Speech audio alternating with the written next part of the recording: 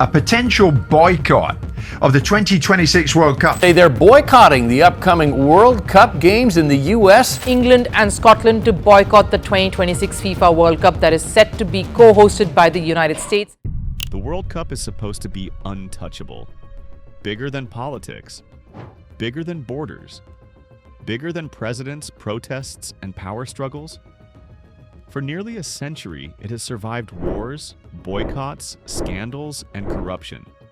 It has always gone ahead, always kicked off, always found a way, until now. Because for the first time in modern football history, the unthinkable is being said out loud by one of the most powerful football nations on earth. Germany, four-time world champions, the backbone of European football, a country that does not speak lightly when it comes to boycotts, and the words coming out of German football right now are sending shockwaves straight through FIFA headquarters. Germany may not go to the 2026 World Cup, not because of football, not because of stadiums or pitches or referees, but because the host nation, the United States, has turned what should be the world's biggest sporting celebration into a geopolitical minefield. Visa walls, immigration crackdowns, diplomatic threats, economic pressure on allies, and a political climate that has left fans, players, and even governments asking a question that once felt impossible. Is America still a safe, welcoming place for the world's game? This is not internet outrage.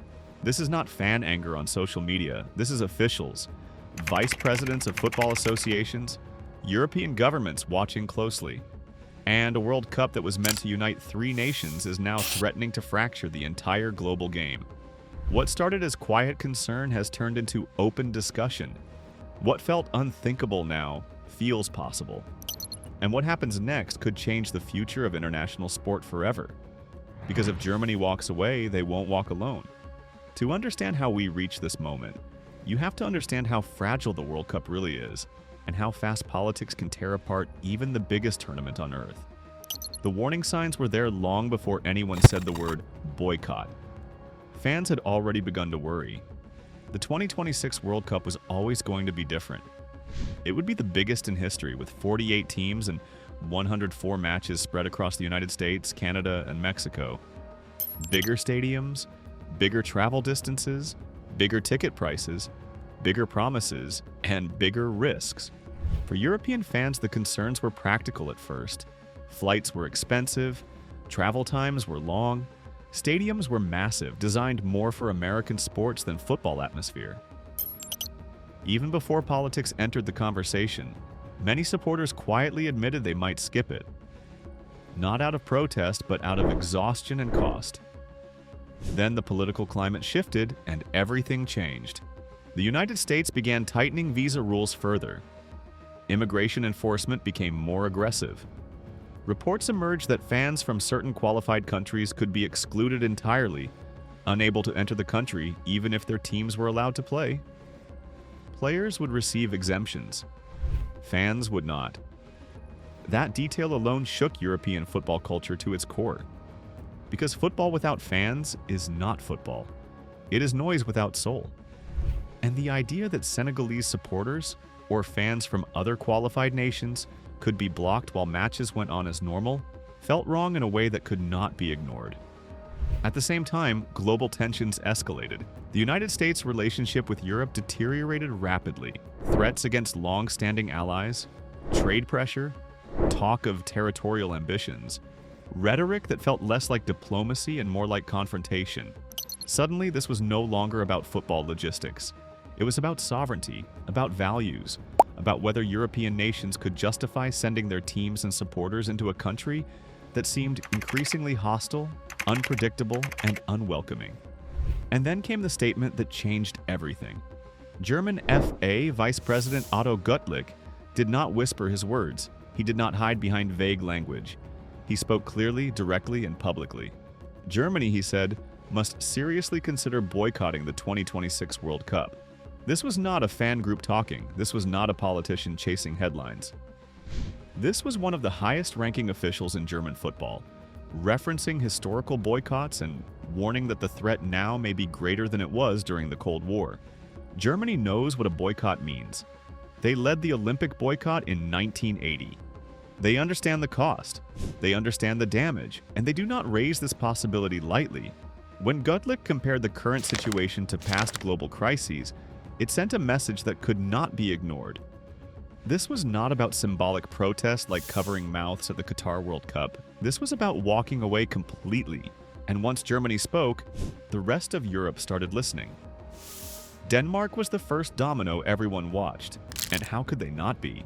Denmark found itself directly in the firing line of American rhetoric, with open discussions about Greenland that shook diplomatic norms.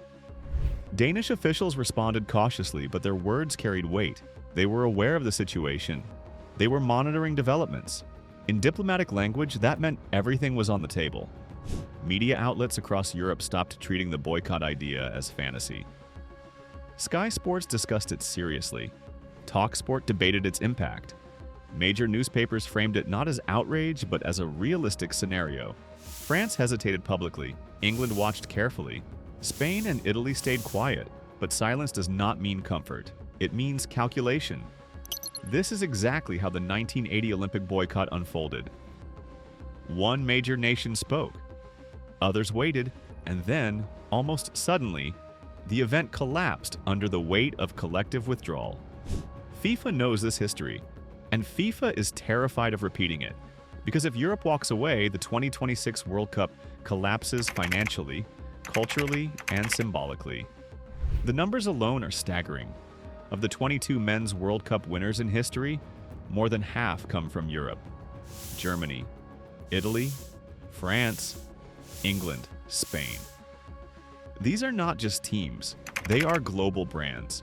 They drive television ratings, they sell shirts, they attract sponsors, they fill stadiums. Take Germany out of the World Cup, and the tournament loses one of its biggest audiences. Take multiple European giants out, and the broadcast value crashes.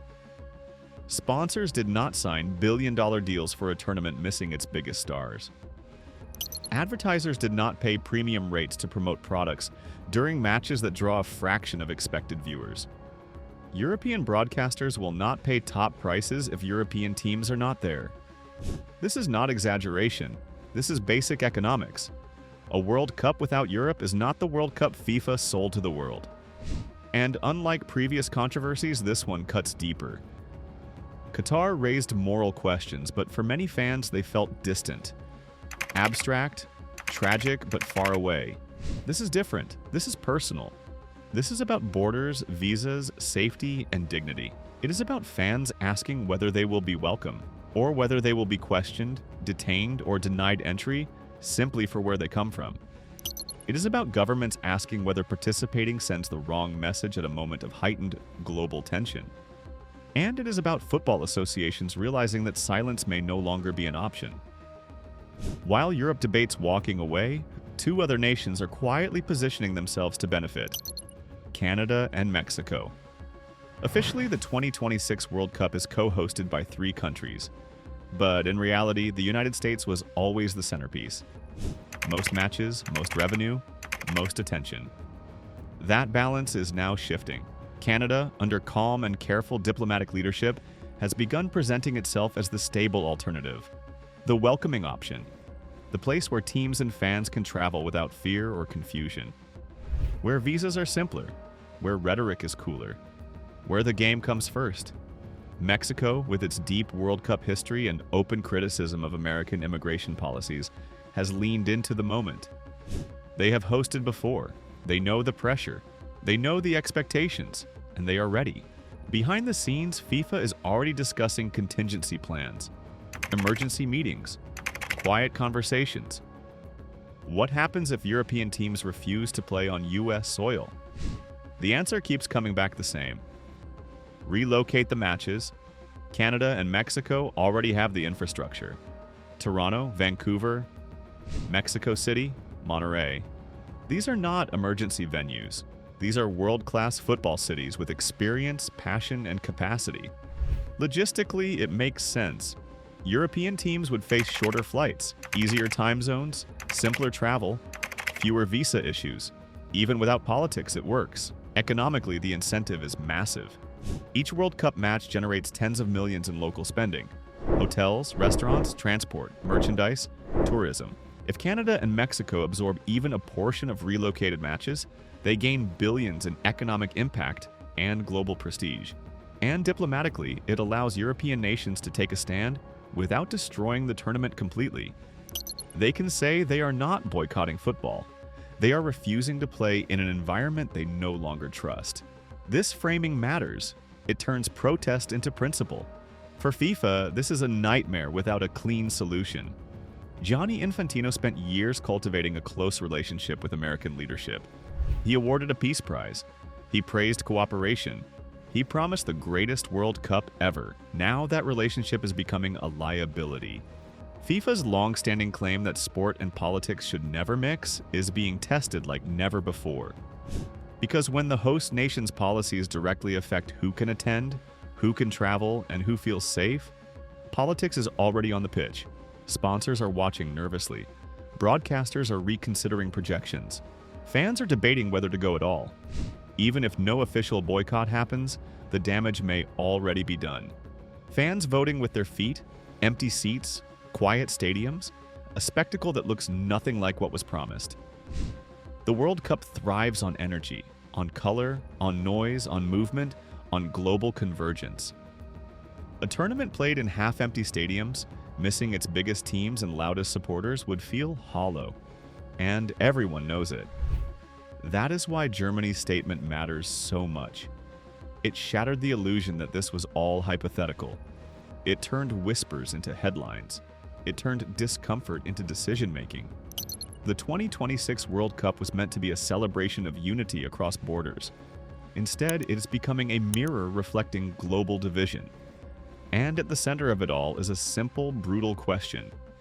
Can football really be separated from the world it exists in? Germany has fired the first shot. Europe is watching. FIFA is scrambling. And Canada and Mexico are waiting. Whether this boycott becomes reality or not, one thing is already clear. The World Cup will never be the same again. Because once the idea of walking away becomes possible, the game is no longer just a game.